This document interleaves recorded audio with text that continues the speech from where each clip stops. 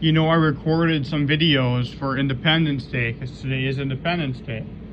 One of them is obviously addresses issues, but also goes into my creative writing side of me, talking about the possibility, unlikely, but in this situation it's been so dark and unusual, who knows? Obviously talking about the potential of Rainier actually being in a fringe ideological group. But more importantly, I'd like to ask this.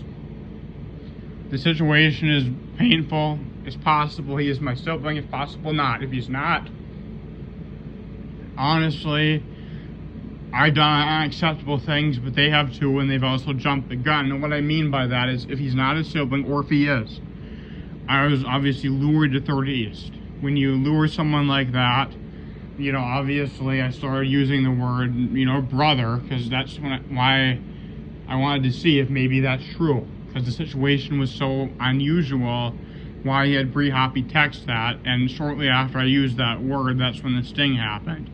Maybe he did it because we are, or maybe because they just thought that was so weird, it had to stop. But when you lure someone to that, when someone's in emotional pain and confusion and hurting, and you lure them, obviously, to me, I was thinking this kid actually might be my sibling.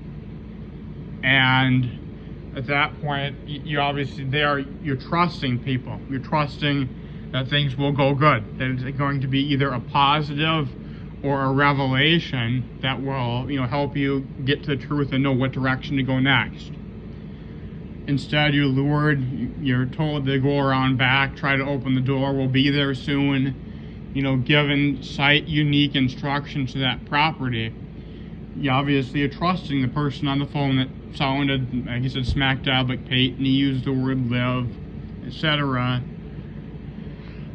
You're expecting, a positive or at least a revelation to know that you need help or whatever.